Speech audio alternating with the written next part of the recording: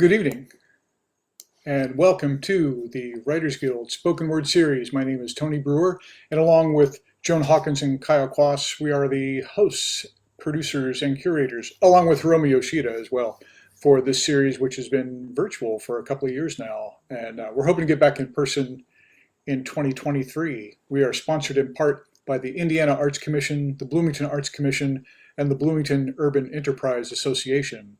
The Writers Guild at Bloomington wishes to acknowledge and honor the indigenous communities native to this region and recognize that Indiana University and the city of Bloomington were built on indigenous homelands and resources. We recognize the Miami, Delaware, Potawatomi, and Shawnee people as past, present, and future caretakers of this land. I have just a handful of announcements I want to relate to you this evening before we get rolling with our features.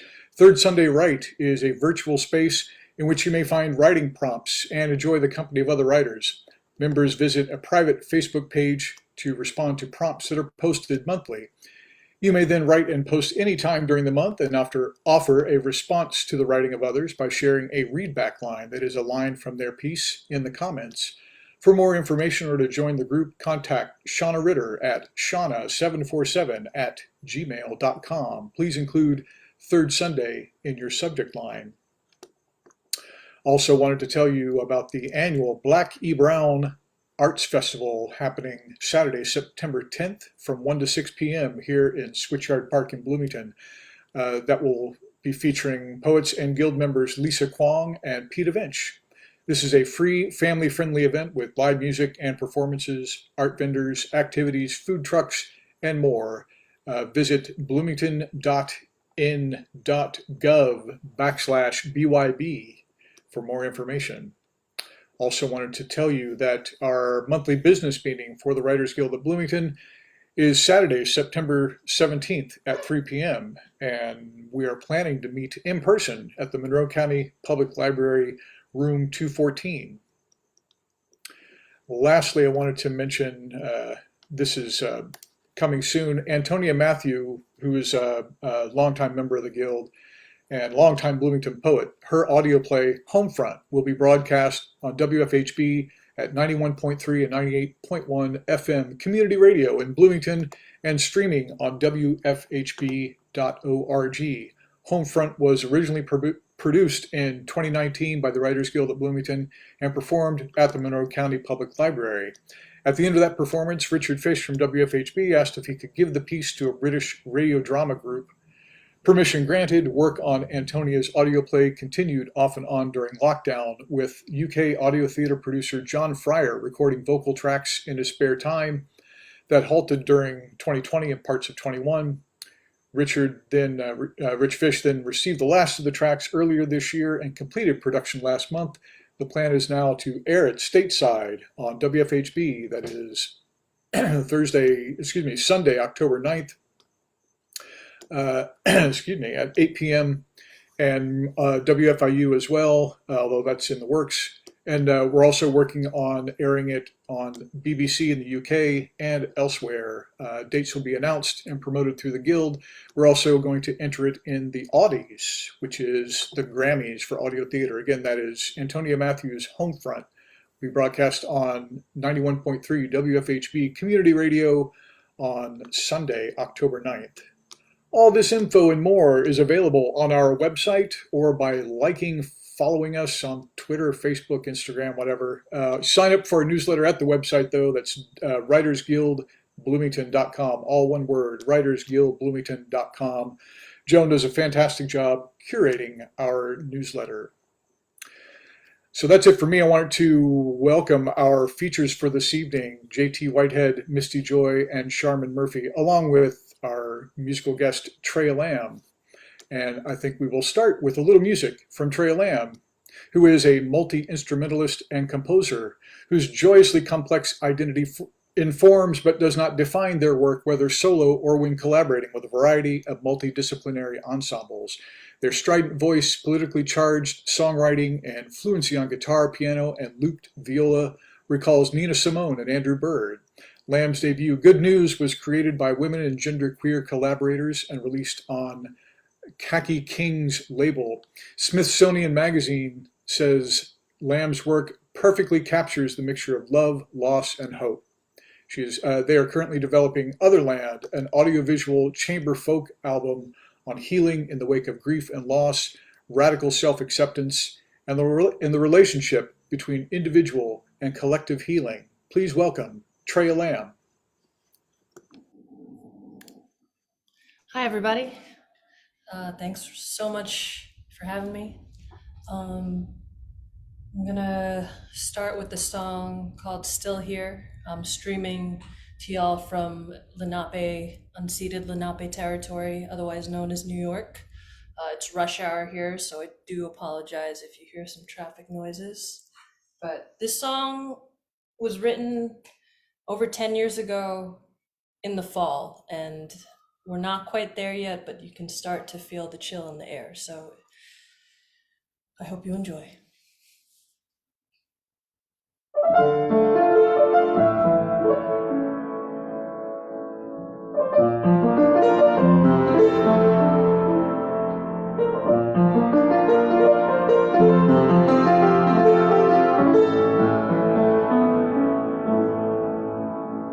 When the sun burns the leaves to a fiery red, the water escapes to claim its place in the heavens above, but we're down here below, watching the wind, wondering where does it go?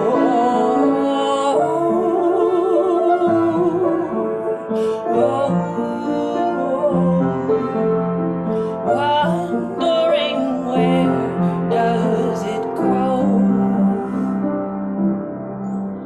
And I'll travel through the mountains, rambling on my own, asking where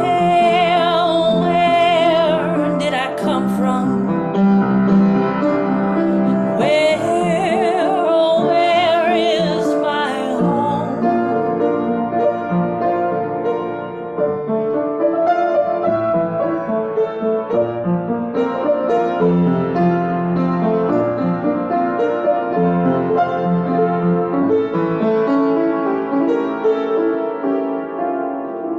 In my New York City apartment, I stare out the windows, watching the smoke blow out.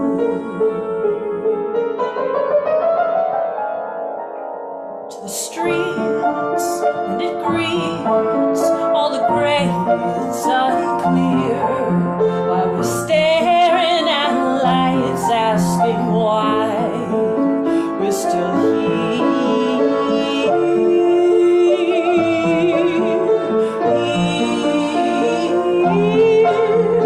asking why we are still here.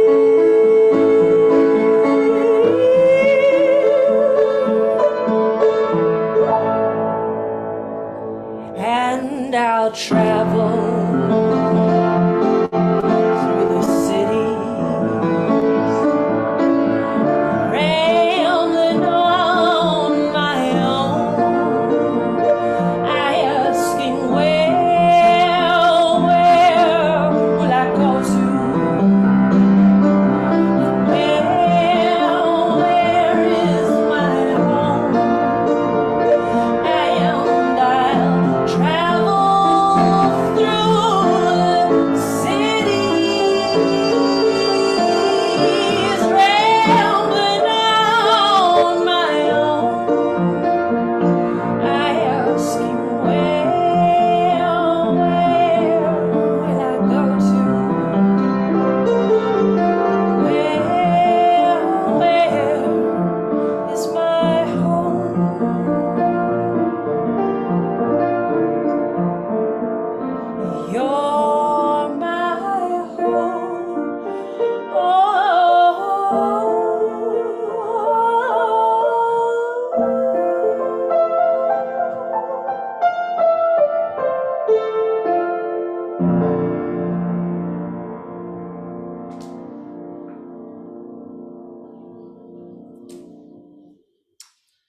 Thanks so much. That song is on my first record, Good News, which you can hear on all streaming platforms.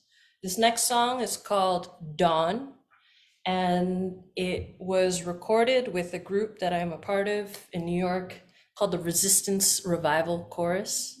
And we're a group of 80 plus women and non-binary artists and activists that come together to sing joy into the resistance. This is a song called Dawn.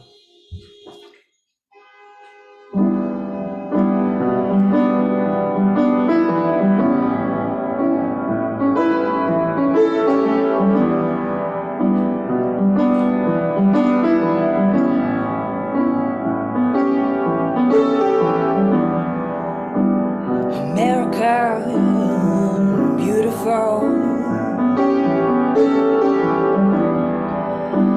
Your streets are paved with blood, and your rivers run with tears that flow to form a cleansing flood. And when they gun down our community, all we can get are thoughts and prayers. And politicians say what they want to say, but they still act like they don't care. And if you find the eye of the storm, well, hold on, hold on. Don't you know it's always darkest before dawn? So shine on, shine on.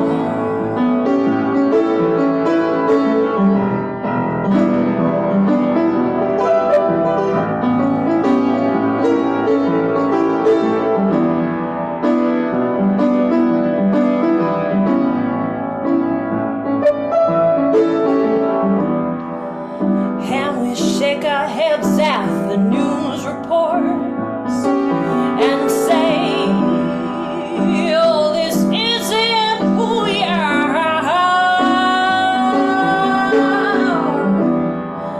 Watching families get torn apart. Oh, but I've seen this hate before.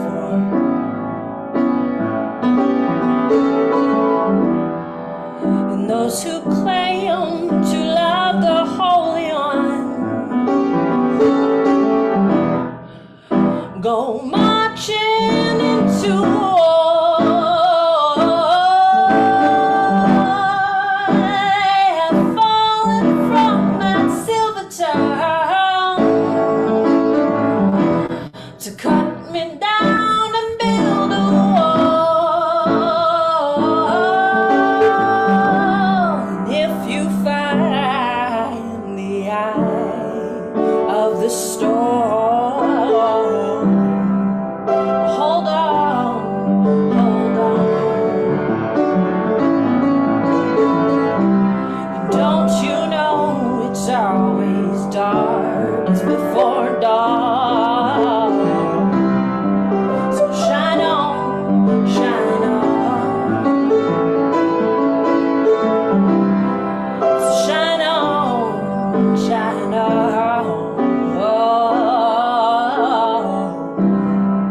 So shine on, shine on.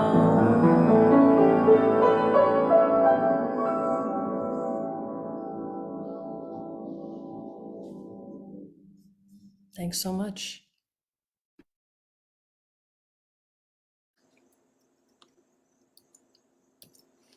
That was fantastic. Thank you, TREYA LAM.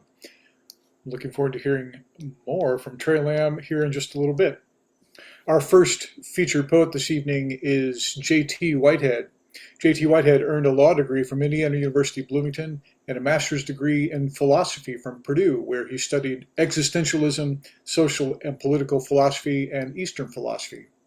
He spent time between, during, and after schools on a grounds crew as a pub cook, a writing tutor, a teacher's assistant, a delivery man, a bookshop clerk, and a liquor store clerk, inspiring 4 years as a labor lawyer on the workers' side. J.T. Whitehead has published over 315 poems in over 120 literary journals. His book, The Table of Elements, was nominated for the National Book Award in 2015, and he lives in Indianapolis with his 2 sons, Daniel and Joseph. Please welcome J.T. Whitehead. Thank you, Tony. I'm going to read from that collection Tony just mentioned called The Table of the Elements. It was published by Broadkill River Press. It's a smaller press. And the first poem from that book is called Neon.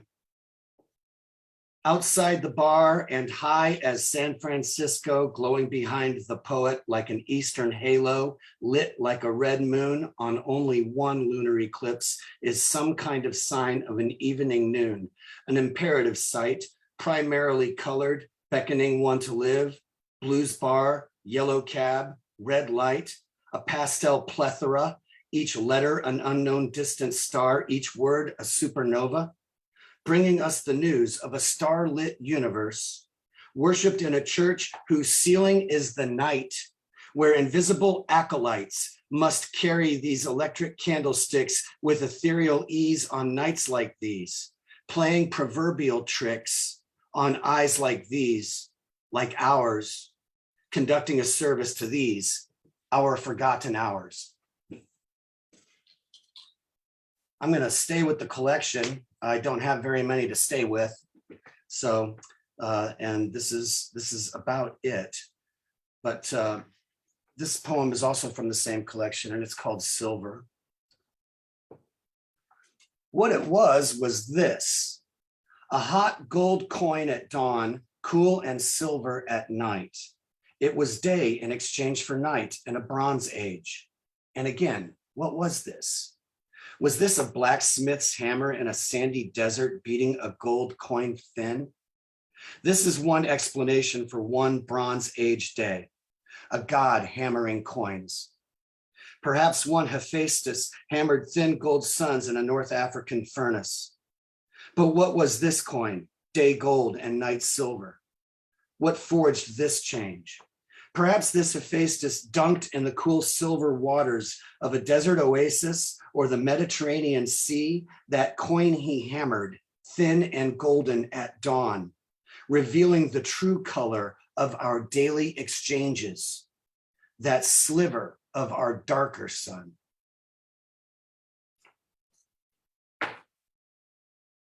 This next one was written during the George W. Bush administration years. This was before he came to seem Rushmore worthy. But it's called Copper, and it had to do with the unwarranted surveillance program that they had in place for American soldiers that were fighting in the Middle East. And it's called Copper. The private first class calls home to speak with his wife. Unbeknownst to her, there's an elephant in the room. Her heart may sink with respect to matters of life and death, say war, but theirs is a telephonic dalliance, and the Homeland Security Department employee listens in, unwarranted wiretapping surveillance. A good rock-throwing libertarian is just like a cop. Never around when you need one. So hard to find. Fine. Meanwhile, the private is full of a love that miles away the skies above celebrate, crackling electric, ironically, both instatic and dynamic. How does that bureaucrat defend our freedom as the wife tells her private she's reached his knee, then his thigh, then his private? Does Homeland Security note coitus techniques as the lovers continue to dream via speech when he's inside her now, her mind at least? She's with him now as well, somehow, given their shared imagination. One wonders what those wires say to those government agents about them, about those listening, about liberty, about any soldier who defends it, supposedly, about his or her love for some other in a call to home, now vilely intruded upon? What wisdom comes through that wire?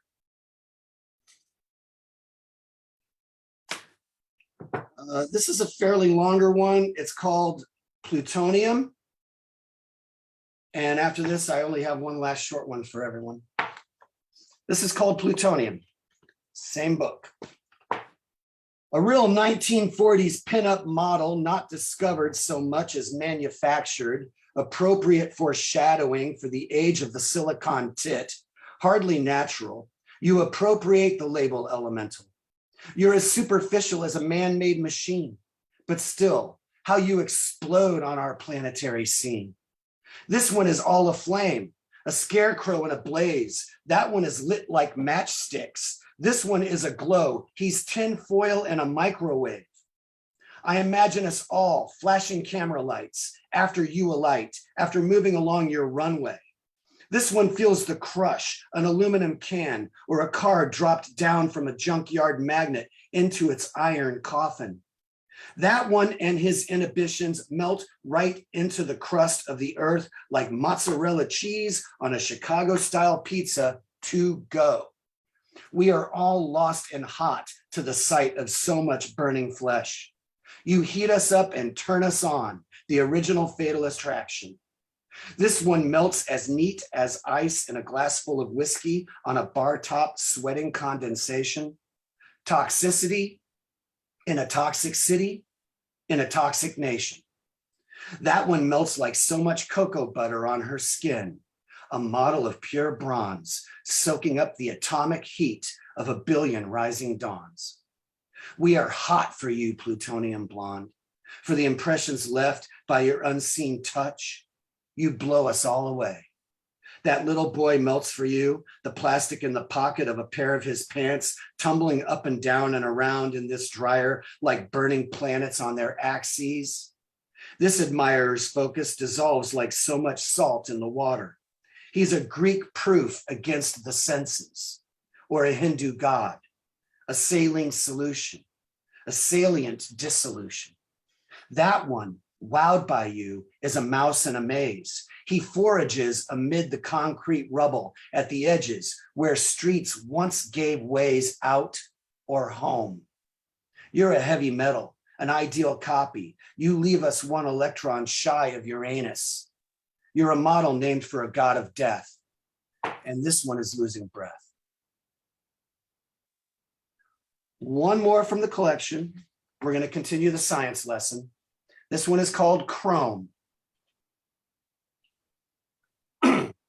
On the Book of Common Prayer, the corkscrew opened out its arms atop the cover's indented cross, a Christ in chrome. This one bringing wine.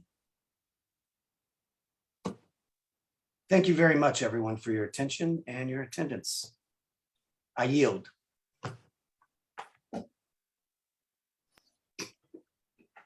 Thanks, JT. That was great.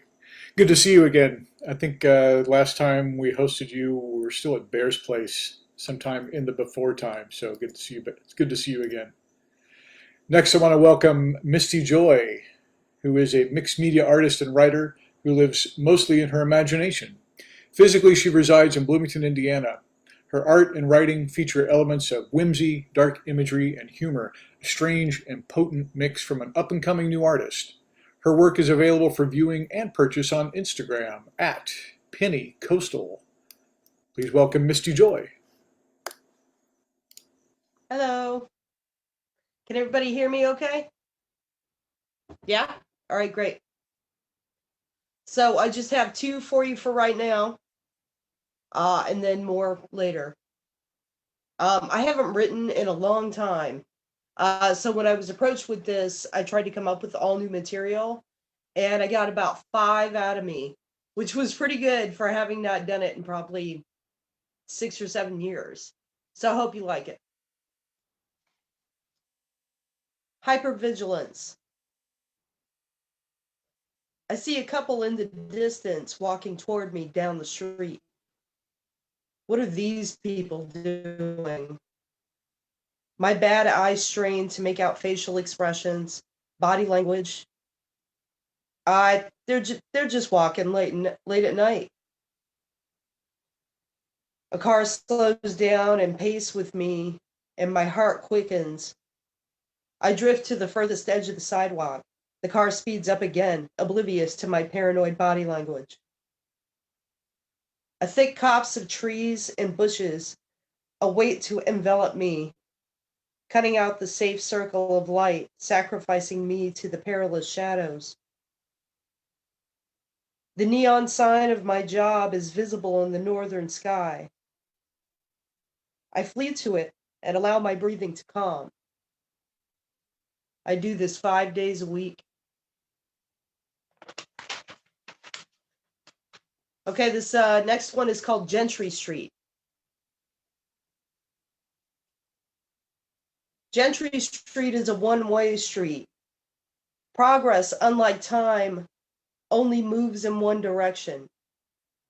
Progress bulldozes straight ahead, ripping up generations of farmland to build highways, toppling craftsman homes where families lived, laughed, loved for real, to build up high-rise, high-rent apartments, where students drowning in a sea of debt, who will likely never have their own homes to live, laugh, love in, hang signs proclaiming to do just that.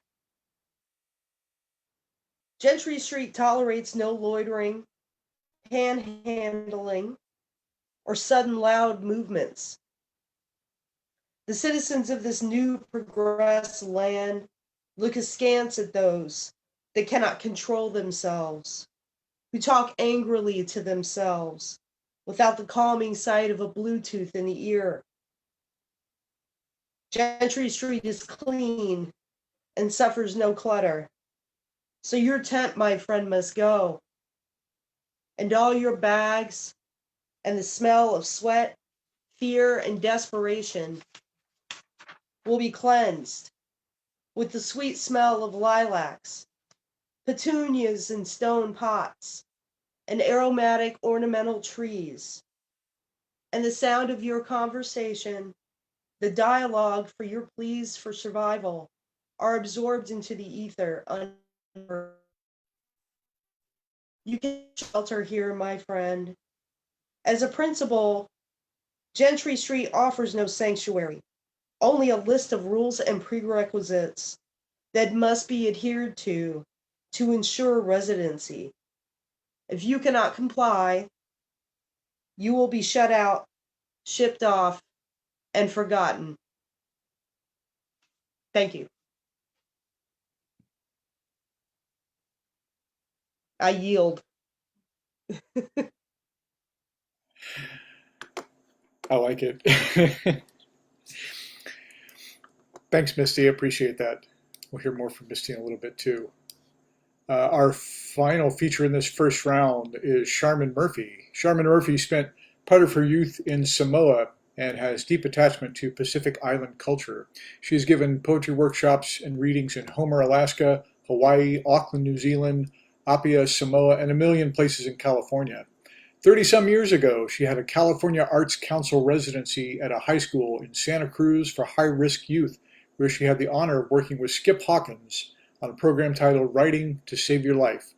That year, she had her one and only baby, and she was also hired to teach writing at UCSC, where she ran the Writing Center, taught classes, and coordinated writing across the curriculum in the natural sciences. 5 years later, the overload wrecked her health, and she has been writing to save her life ever since. She currently resides in Hawaii. Please welcome Sharman Murphy.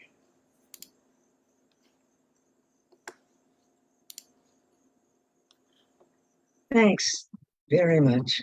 I wanted to say at the beginning that, first of all, thank you very much, Joan, for inviting me to read. Several months ago, out of the blue, I got an email from Joan inviting me to participate in this, and I hadn't seen her in 30-some years, and I'm very honored. And so I said yes and thank you. And then I had to defer several times because my health intervened. But in 1989, I worked at Loma Prieta and with Skip, and he was an amazing person, an amazing teacher, and he really believed in his students.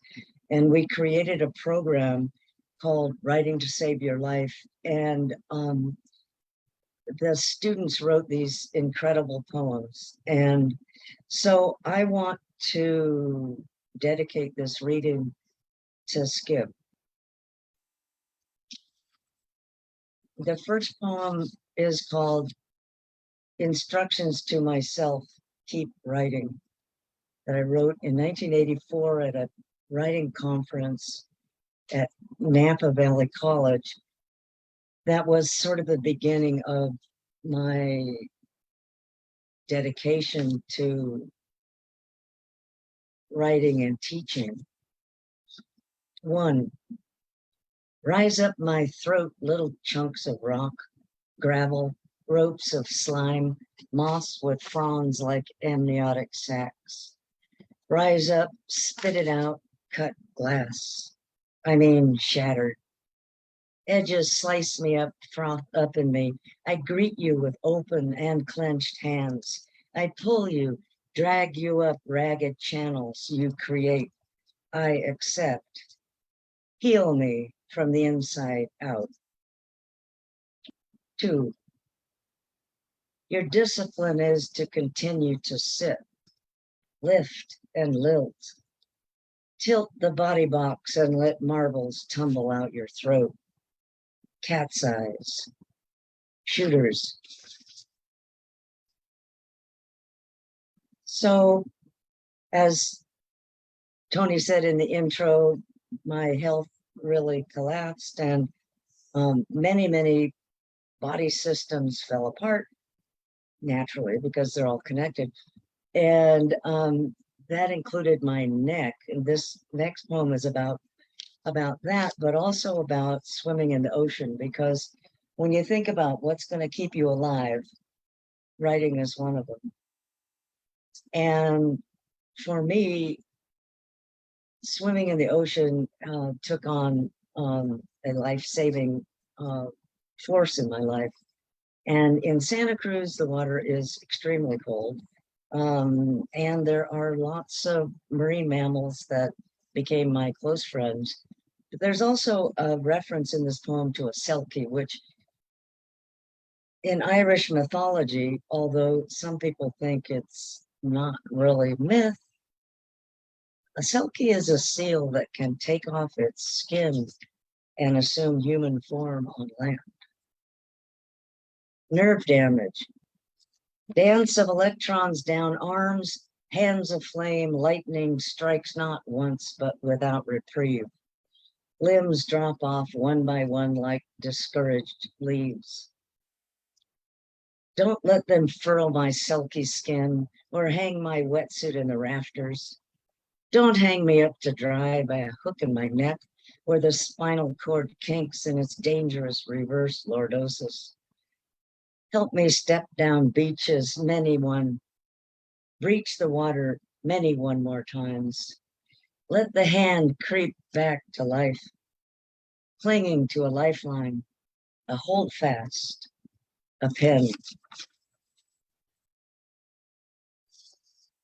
And the last poem I want to read in this little section of time, I want to dedicate to Tony Brewer, because in that first reading that I couldn't participate in April, I listened in and heard one of Tony's poems that really blew me away. It was about his father and all the medical sort of accoutrements and medicines and boxes of things that piled up in his illness. And this also ties into the Loma Prieta piece, because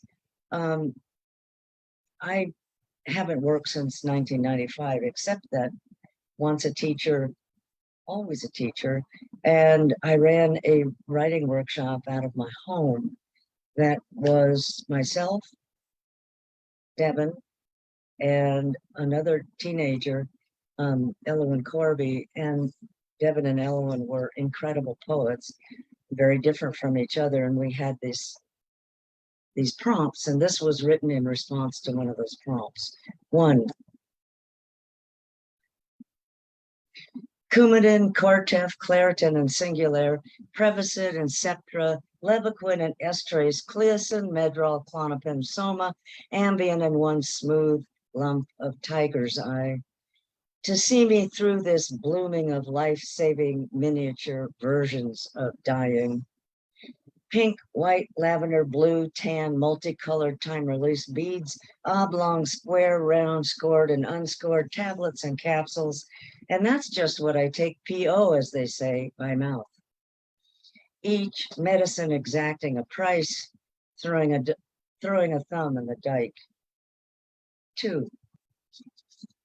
So there I am again, falling off the earth. My space capsule, a cocoon, woven from the meds and the last of what I would take with me. Each pill casting a thread from its spinnerets, not gentle, but fish hooks. A wildness and chaos of lines whipping in my direction, swirling past, then sensing me, whapping back onto me in coil, recoil, each strand a different color, and the pattern they weave is discordant, strident, a cocoon that binds me still as a fetus. That would be one way not to die. The helical coil we curl back and back to beginnings, each time a notch farther toward death. Each death a twist in the coil, bringing us back to a beginning we've never seen before. So I fell into the sky, and the farther I fell, the farther the sky bellowed out behind me, the ear-splitting silence closing the gaps in front, and there is no fear. There just is, the silence, the darkness, the falling itself. Thank you.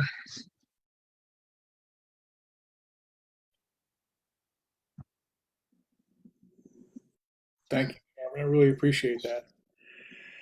Like I said in the chat, the debris of home care can be really overwhelming when everything's all said and done. So I really appreciate that, and thank you for listening to the earlier program too. Appreciate you being there.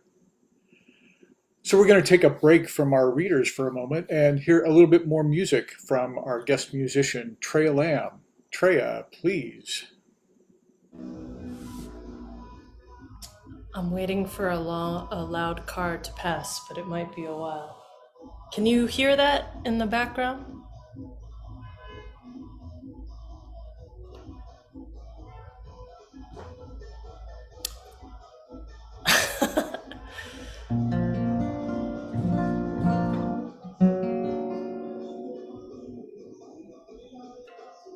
Sorry, excuse me.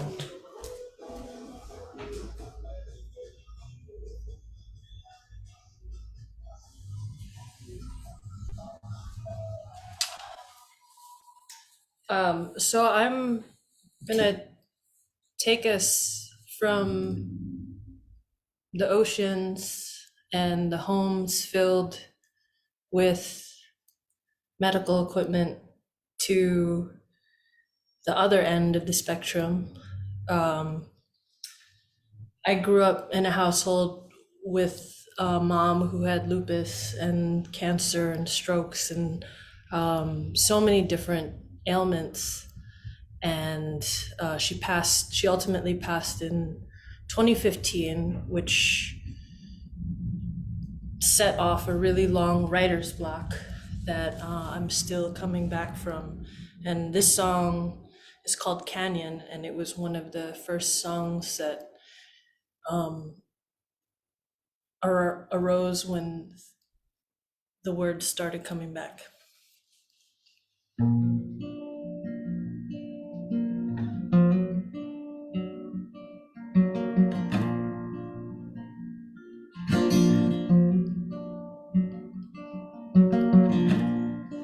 picture me, young and innocent, running under the hot summer sun.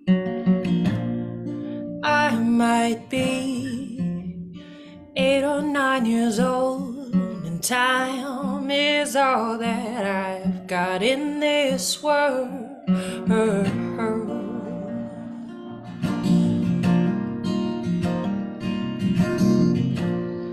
Driving through Arizona, it was the only time that we hadn't been captured in a photograph that you insisted I hold still for a moment. And it was gone like a breath in the wind.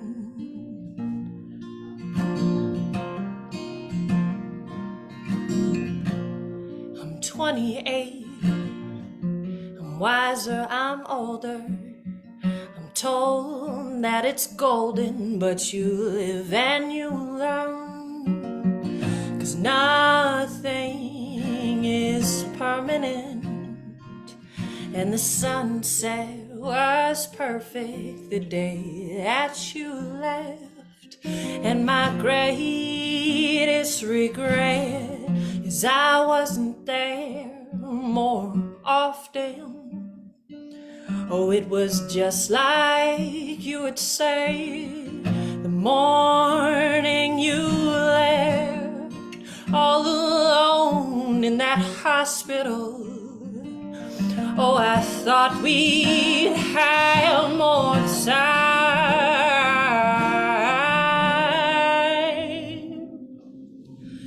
And my heart became a canyon. Oh, it split into two. Oh, my heart turned into granite on the day that I lost you.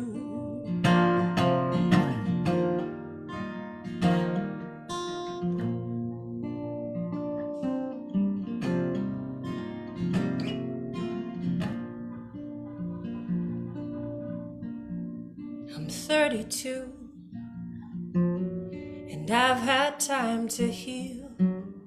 And even still, some wounds never do. And I found solid ground, though I know that everything is temporary.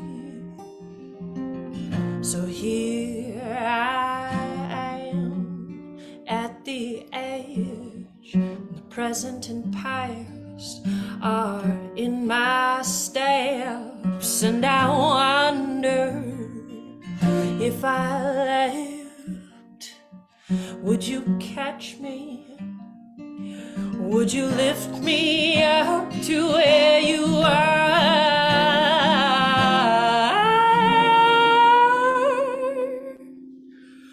Oh, my heart became a canyon, oh, it split into two.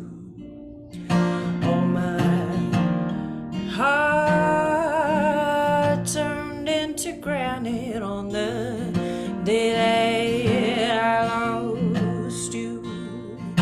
Oh, my heart became a canyon, oh, it split into two. But I am here and I'm still standing, and I know I'll make it through. Oh, I am here and I'm still standing, and I know I'll make it through. Oh, I am here and I'm still standing, and it's all because because of you.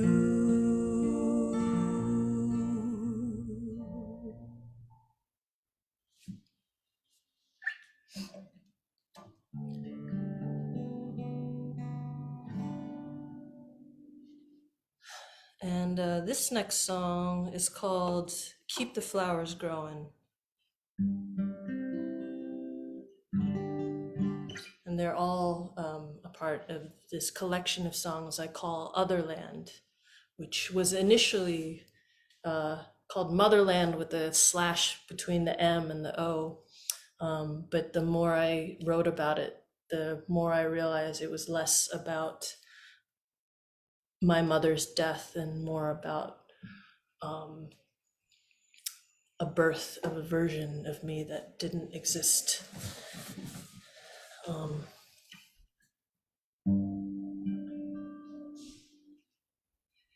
I will keep the fires burning till you come home. Oh, I will keep the fires burning till you come home. I know the cold wind's been blowing with no signs of slowing. And I will keep the fires burning till you come home. And I will keep the rivers rolling till you come home. Oh, I will keep the rivers rolling till you come home. I know your tears have been flowing, but just keep on going. And I will keep the rivers rolling till you come home.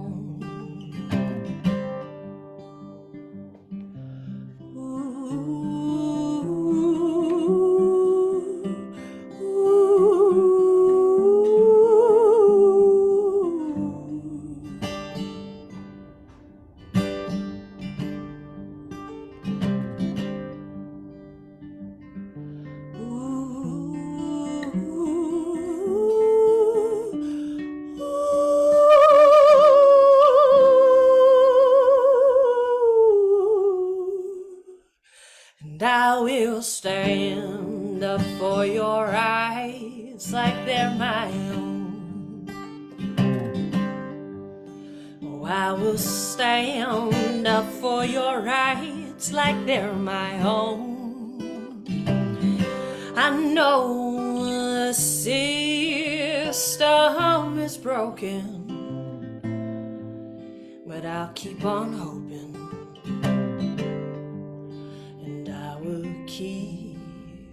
Stand up for your rights like they're my own. And I will keep the flowers growing till you come home. Oh, I will keep the flowers growing till you come home. I know wars have been raging, so I'll keep on praying. And I will keep the flowers growing till you come home. Oh, I will keep the flowers growing till you come home.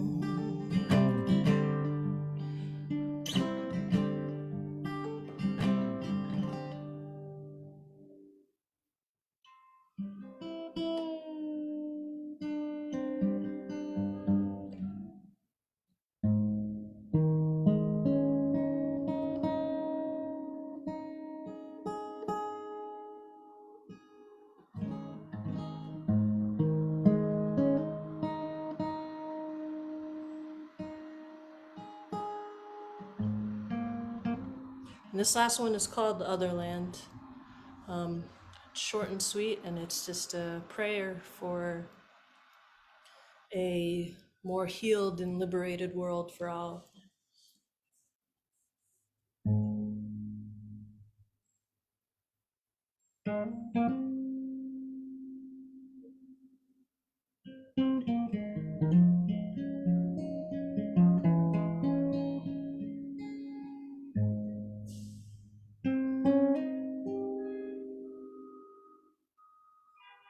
When they bury me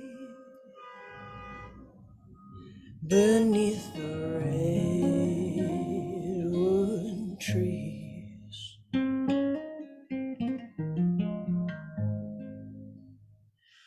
don't you shed a tear for me.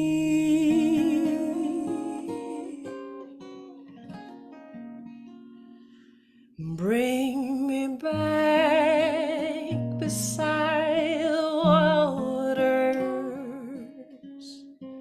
that we cross without our mothers, to another land where we can be free, to another land where we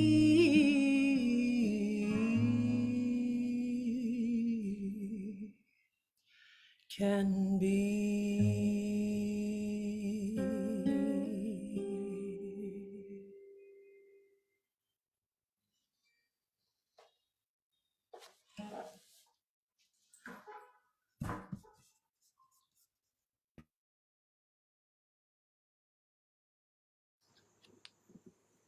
Ah, thank you, Treya. That was really great. It was really wonderful. Much appreciated. So let us have another round from our featured poets this evening. First up in this round will be Misty Joy.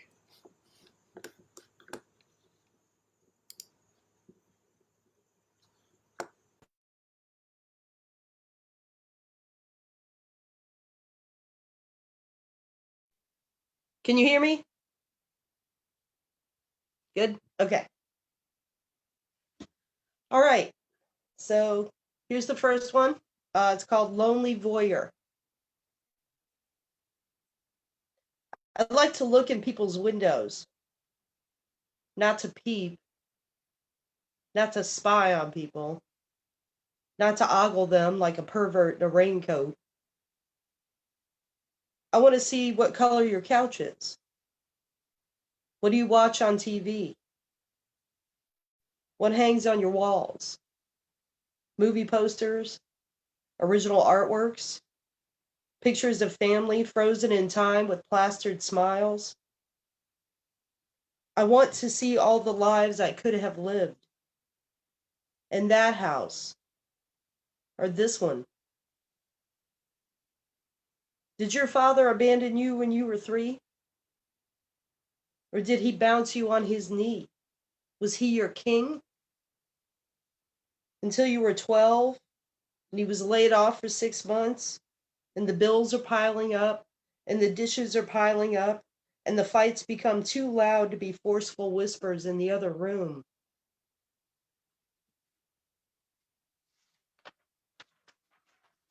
Do you have houseplants? House pets? Do you keep your place neat? Or is the chaos in your mind ever present in your environment? Clothes cast off and left where they were shed, half-finished meals like science experiments on the dining table, the end table, the coffee table? Or is everything in precise order? Antiseptic walls of light gray, not a trace of color or clutter to be seen anywhere. What would it be like to live in your house? Would there be room for me? In a spare bedroom or on the couch? Could I stay scurried away in a little mouse hole until late at night when all decent people are dreaming? I slip out, I raid your fridge. I watch your TV. I look at your pictures and collectibles, drinking in the scents of you, like your pilfered wine or whiskey kept on a high shelf away from the kids. When the sky lies, proclaiming false dawn, I creep out onto the street and look for a new home, a new what-if world to explore. I like to look in people's windows. Okay, this one's called God of Entropy.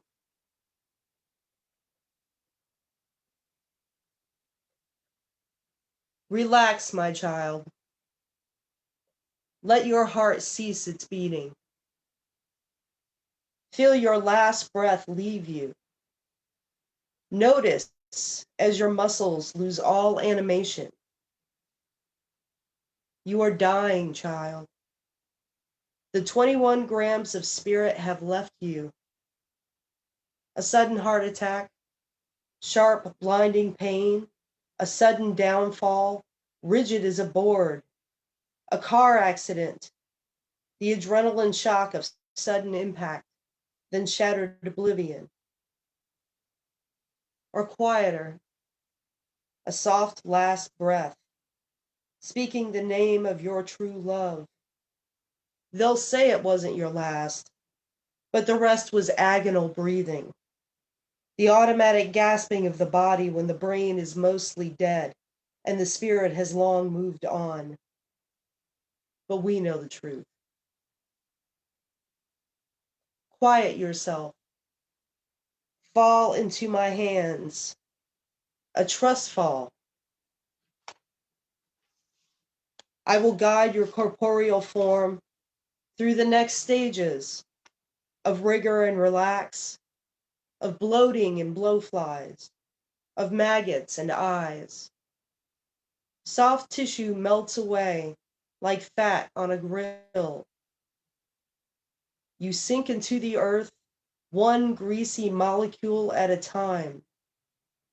To be reformed, phosphorus richness, exploding flowers grow up through your bones. We are all Ostara in the end. Thank you. I yield my time. Thanks.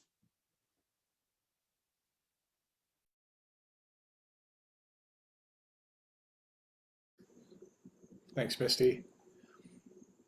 Up next, Charmin Murphy.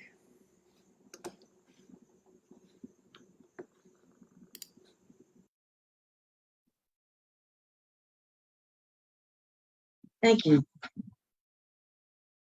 Okay, so in her bio of me, Joan mentioned Samoa, and I was adopted into a Samoan family when I was a teenager.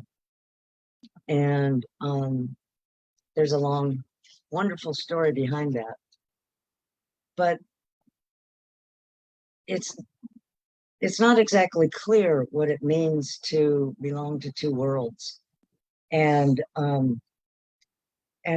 my illness prevented me from going back for 28 years until Devin was 18. And the other thing that happens it's always a challenge for a writer to know how much do you say so that your reader can follow you. And it's particularly complicated when it's a multilingual or cross-cultural kind of setting. So I just want to give you a quick glossary, but there will not be a quiz. Tui tui is sea urchin. Mata mata e moana is a phrase meaning gazing at the endless blue ocean. Fai is banana. Esi is papaya. Fale is a dwelling. Talo is taro. Coco is cocoa, cacao. Ulu is breadfruit. New is a young coconut. Valfefe is a dangerous shrub that stings you. And Way is an expression meaning, oh my heart, oh my goodness. This poem is called Heat Stroke. We've come 5,000 miles for the funeral of my adopted Samoan father. Can I still call him that? 28 years after I last stood on the spine of his land, too sick to come, too sick to bring my son to this spot called Mata Mata i Moana, gazing at the endless ocean, a volcanic ridge pointing sharply to the reef far below, brilliant angelfish and coral, tui and neon blue starfish on one side, whales that could swim all the way to California on the other.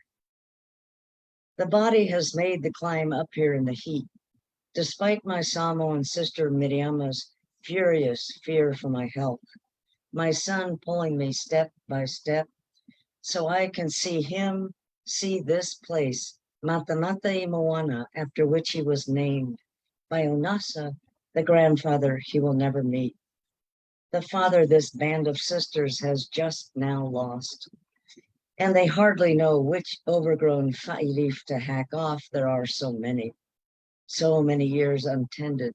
We've been away so long, and none as long as me. Or is this just my ghost?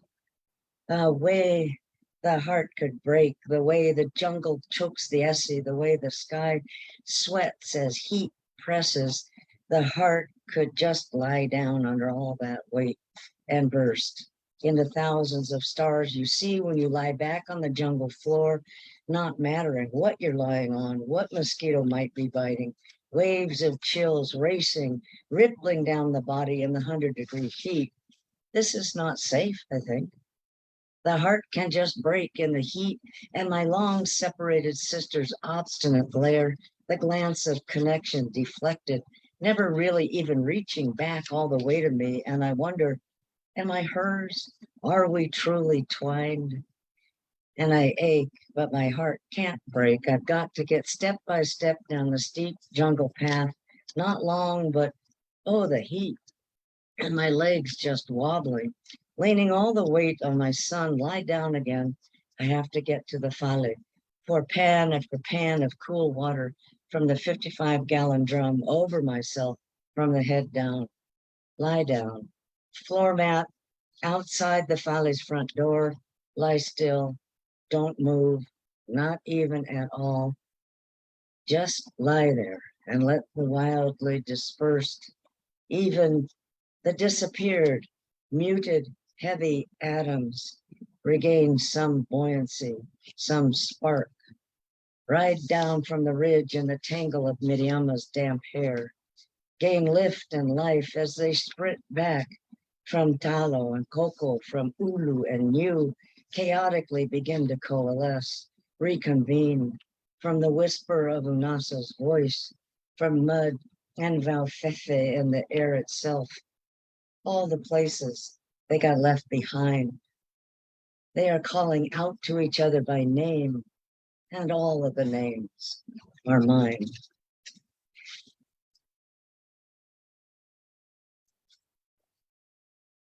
So the next poem and the last in this little series is called The Cup Palms of the Sky. And I read this to my cardiologist when I was lying on the gurney getting ready to go in for my heart catheterization. He wanted to know if the shortness of breath I was talking about was caused by congestive heart failure. And I said, hey, before we go in there, I have something I want you to read. And he goes, well, we're just about to go into the OR. I go, I know, just I need you to read this. And he did. And then he said, oh, thank you. The Cupped Palms of the Sky from the swimming series on the eve of surgery. Hold me in the basin, the hands of ocean form, under the dome of the two great cupped palms of the sky. In this extravagant icy water, is this sun or seal? Is this fear or the terror of reaching past it? What is this shortness of breath? What is this shortness? What is this reach? Thank you.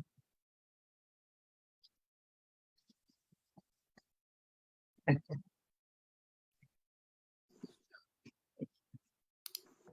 Charmin. It's another great set. And our last poet in this set is JT Whitehead.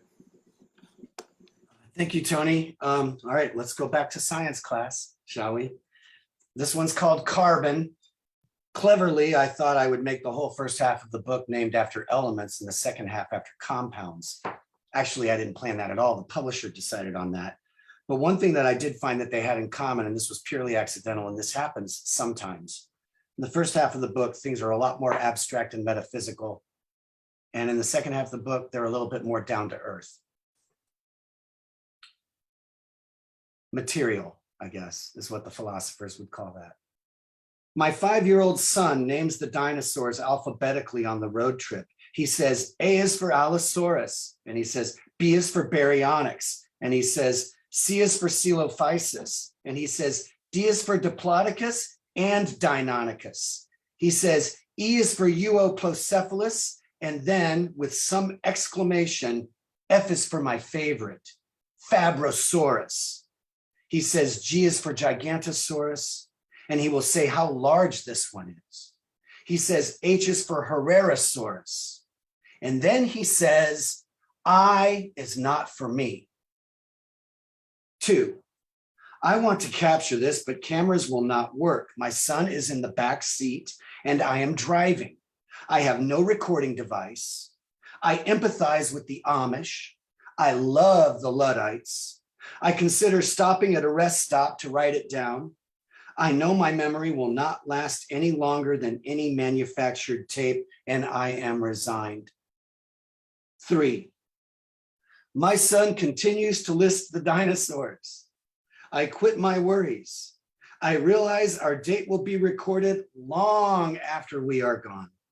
It's not poetic, it's not artistic, and what will remain are our bones, if that, or an imprint of them, and we'll both be there together somewhere. And it's about time. I think Tony mentioned my experience as a labor lawyer, obviously good for some material. So this is still from the book, The Table of the Elements, but it's from that second half that I like to think is a little more down to earth. And this is called Steel. 1, he puts the scrap in for melding 5 days a week. They use copper, zinc, tin, steel, and other scrap. They use virgin materials. It charges the furnace. On Sundays up in the rafters, they call him Old Steel. After games, he goes to the same tavern every Sunday. He has both been and gone there every Sunday for 20 years. One Sunday after the hated Browns hosted, he went for a beer. Pittsburgh lost it on the TV, and it was not supposed to be. One of the other workers showed Steele the photograph. He'd printed it up from his home computer. He wanted Old Steele to know. A teenager dressed up like a Catholic schoolgirl, but different. She had cleavage.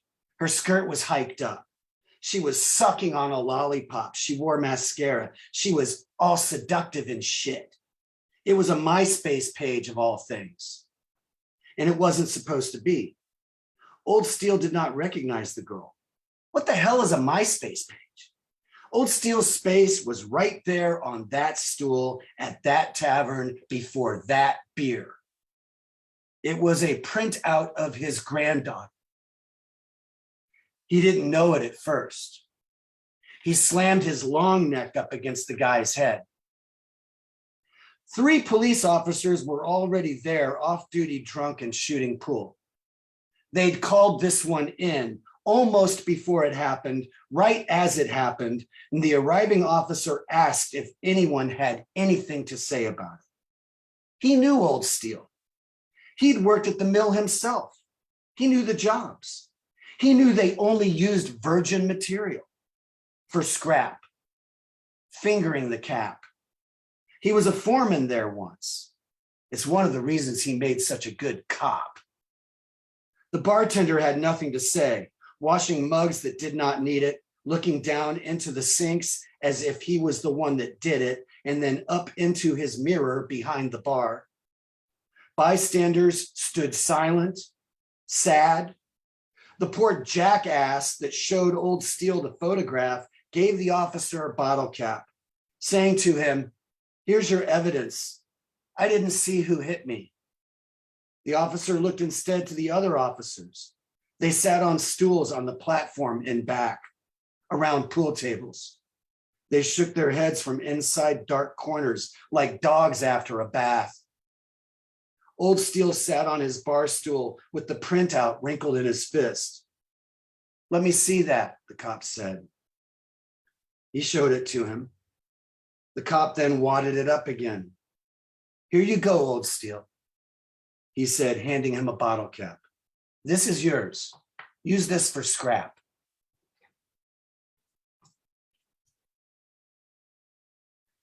So let's leave the book. I'm getting tired of reading from it myself anyway.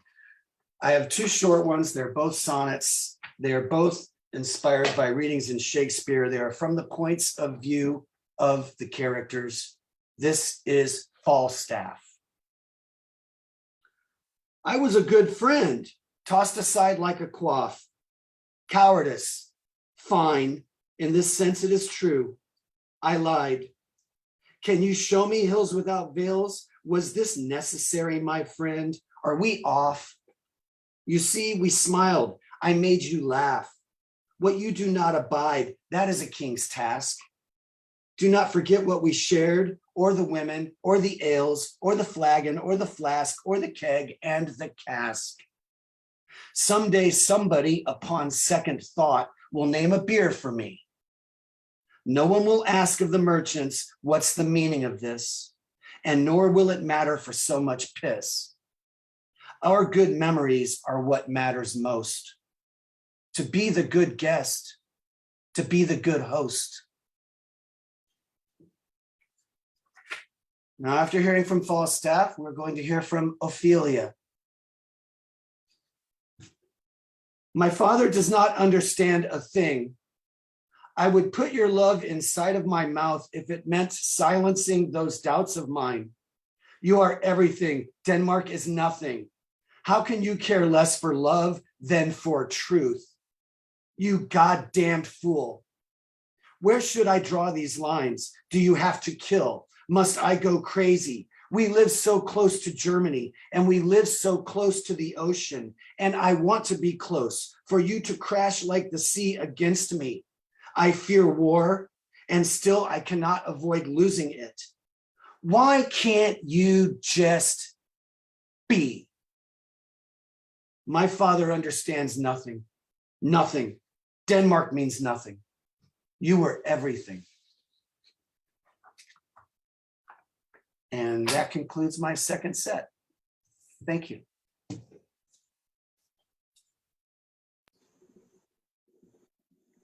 That's great, JT. Thank you. I think I remember one of those last pieces from the writer poetry issue that we did. I may be mistaken, but I think I remember. No, I'm sorry. I forgot to credit you. Trying to remember. I thought I remembered that one. Thank you. Yes, you're correct. You did take one of those.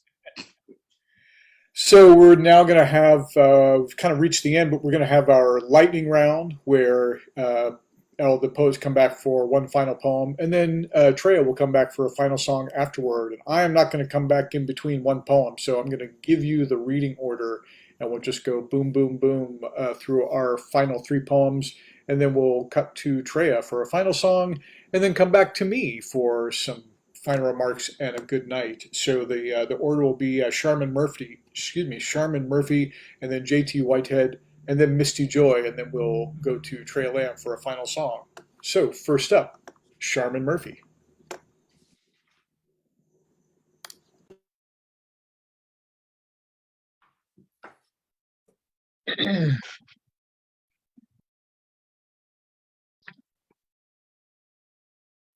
This poem is called To My Son. When your life is no longer worth living, come back and I'll cut your neck, said the second neurosurgeon. Listen, when my hand drops the pen, I'll just turn on the tape recorder. When I can no longer walk, I'll trip. If I can only lift my eyebrows, then I'll answer you with them, but keep bringing your poems to me. The body box is finite and collapsing on itself. However, there's a false back, and the secret spark of self slips through, streams forever in a sea of stars. When I can no longer dance, I'll shimmer. Just keep writing your poems. Keep writing. Keep writing. I will always be able to hear you, my son. Thank you. Thank you. I hope I was correct to read that any length is fine. I have you all hostage. This is called The Year of the Dog. It was originally published in a magazine out of New York called Home Planet News. One, anyone who speeds on the highway knows about this thing that people do. We find one another and then play a sort of leapfrog, taking turns assuming the risk for the ticket. It's like a really high-powered version of leapfrog, but that inspired this poem as filtered through a placemat at a Chinese restaurant. The Year of the Dog. I'm asking questions driving north on I-65 doing 85 and almost blinded by the sky. I see a horseman in my mirror, one of four as I conceive him riding solo in the glare. Death, disease, famine, war. I can rule out three. He's not a horseman, really. That's just my name for him when I ask, is my apocalypse upon me? The horse is smooth and silver, and his image in the mirror is closer than it might appear, according to the mirror, and his carriage is a man's. Two, he follows me for miles through most of Indiana, where a host of cornrows bend, not to the wind, but our velocity. He stays behind. He's hunkered down. I go 85, he goes 85. I go 80, he goes 80. He's weaving in and out and back and forth, and I imagine blues riffs as we move north, as the blues flow towards Chicago. But in the mirror, I see a glistening skinned and machine-like thing sliding side to side, taking the lane, serpentine. And I wonder, why are you after me? Then, snaking his way through traffic and still apocalyptic, he passes me. I see his arms as thick as thighs. I see his thighs as thick as my waist, straddling what I call his horse, spurring it on past questions. A tattooed snake wraps itself around his arm. I can see it. He holds his position that long. He holds it like a snake, then passing me. Three, my apocalypse is exactly where, or rather when, it should be, which on this highway is somewhere before me. I forget original poetry like a breath, but this sort of thing happens naturally. Despite his Kaiser's helmet, despite the rumble of his engine like a Fokker, I exhale the four horses, including war, including death. This much of my imagination is over. Do not get the wrong impression. I'm still impressed. With his Fu Manchu straddling his visage, he gives me an image of what a Mongol may do when all the oil finally runs dry and the armies of the world feed on grain instead. I feel safe, but he's still apocalyptic to me. On that hog of a machine he rides up ahead, on that giant steel pig he straddles. 4, he's ahead of me now, so I slow down. Comfortable in my 4-door sedan, I want to see him gone. But when I slow to 80, he goes 80. The horse is still silver. The hog is still loud. When I go 75, he goes 75. I go 70, he remains before me. The Indiana corn seems to stand up. Again, like a snake, he weaves. Our speed enters the high 60s. Still as the corn, he will not leave. He waves his arm before me. He waves his arm with the tattooed snake, like a snake, and he is waving me forward, head bowed. And he's riding against the wind and hunkered down, but he's not an ox on a Christmas dawn. He's an ox pulling me on. Still afraid, I ask myself, who am I to disagree? I follow his arm and I pass him. 5. I pass him and I take it back up to 80. He takes it back up to 80. He flashes his light in the day, his machine, his horse, his snake, his pig, his ox, showing its teeth and a smile or winking its eye. I figure it out soon enough when I take my speed back up even higher. We take turns taking the risk. We trail each other for mile after mile at 90, 95, 98, 100, racing, changing places. We are rabbits chasing tail. 6. About out of gas, I see signs for Gary. I take an exit thinking he'll follow, and he does. The station is right there. It's at the intersection. There's no need to go into town. It's just as well. And somehow he seems safer than it does. As I pull up to the gas, he pulls in along the side. 7. The service station has a water hose. He goes to it. He fills a canteen. He walks back to his machine. I'm watching him as I fill my tank. He pulls apart an already opened pack, and it is shaking. It's attached to the back of his motorcycle seat. The shaking inside of it emerges, and a little black nose becomes a head. And that nose and that head pop up out of his pack.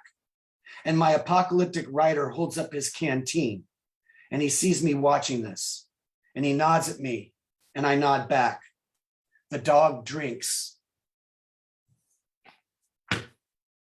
That's it. Thank you.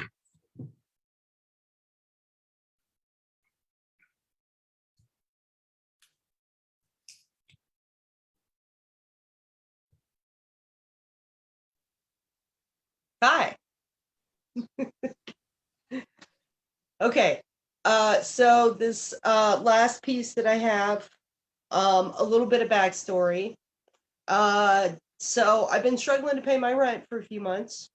Had some health problems and kind of took me out of being able to work for a while, in addition to making some ethical choices that made it difficult for me to keep the job that I had at the time.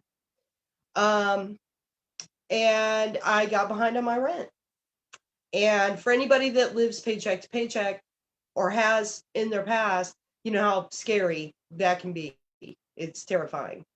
Right before this, I started this Zoom. I got an email letting me know that I got rental assistance, and they're gonna pay off what I owe plus a few months ahead, which is huge. You'd have thought I won the lottery. I was so excited. I cried, I laughed, I screamed, I yelled. And so, inspired by that, while we were waiting to start this, I actually wrote this little poem, and I hope you enjoy it. It's called Rental Assistance. The rent is paid. The rent is paid. Let's throw a party. Let's have a parade. I got my ends, though they're barely made. I want some whiskey. I want to get laid. I want to breathe a hurricane sigh of relief. Let go of the fear, let go of the grief. Bask in the small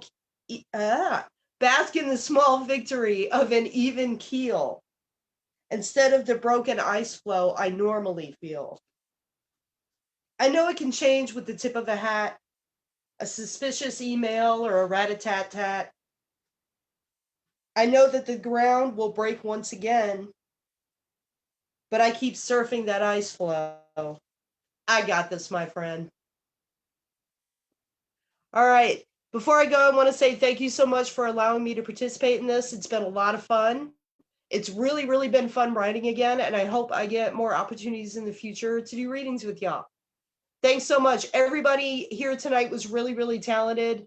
TREYA, you were amazing. JT, your imagery is just fueled octane, like almost horrific, like watching a car crash, but you can't look away. Like, I love it.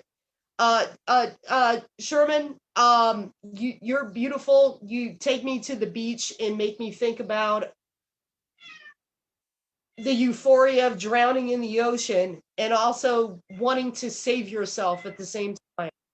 And TREYA, you're absolutely haunting and beautiful, and I've fallen in love with your music.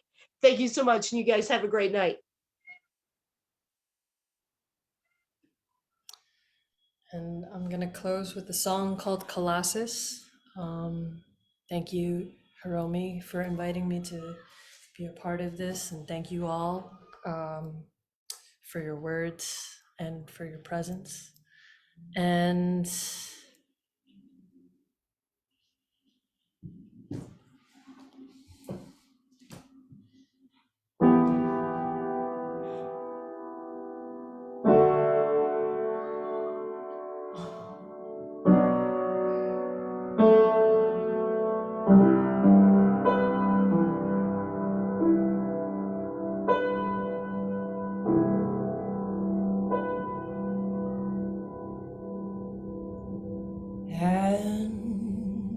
she leaves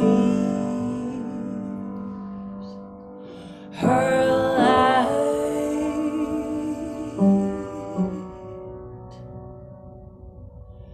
for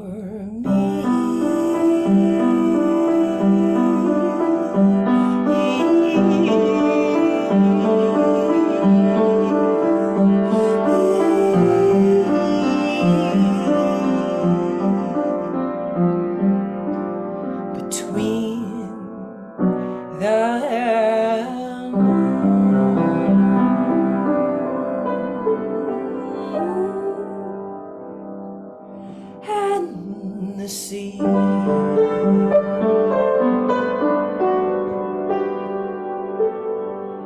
And she says, give me your tire, give me your paw, bring me your weary to these golden shores. And if you seek refuge, come through the door, 'cause giving unto others gives us more. Give me your time, give me your poor, bring me your weary to these golden shores. And if you seek refuge, come through the door, 'cause giving unto others gives us more. Giving unto others gives us more. Giving unto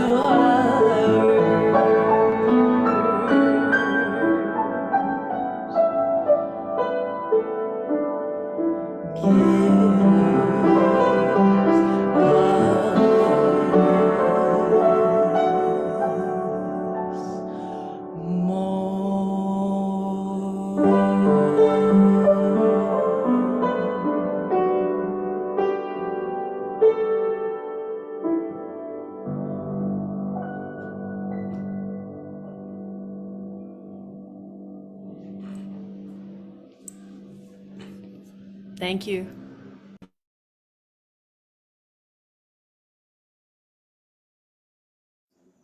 Thanks, TREYA. It was wonderful and a wonderful way to end our series this evening. That's going to do it for this September edition of the Writers Guild Spoken Word series. I want to thank all of our featured performers this evening: JT Whitehead, Misty Joy, Sharman Murphy, and of course, the incomparable TREYA LAM. Thank you all for being here. I really appreciate it. Be sure to join us next month on Wednesday, October 5th for our spooky early Halloween edition. We'll have horror writers James Dorr and Dodie Bellamy along with music by Ed Pedersen. That is Wednesday, October 5th, right here at 6 p.m. Eastern Standard Time. On behalf of the Writers Guild, I want to thank everybody for being here. Again, my name is Tony Brewer, and I've been your host and MC for this evening. And also a big shout out to my co-producers, Kyle Kloss, Hiromi Yoshida, and Joan Hawkins, working behind the scenes, and little Julie Newmar over here off screen, just keeping me on my toes. Thank you all for being here. Everybody be safe, and we'll be together again soon. Thanks again, and good night.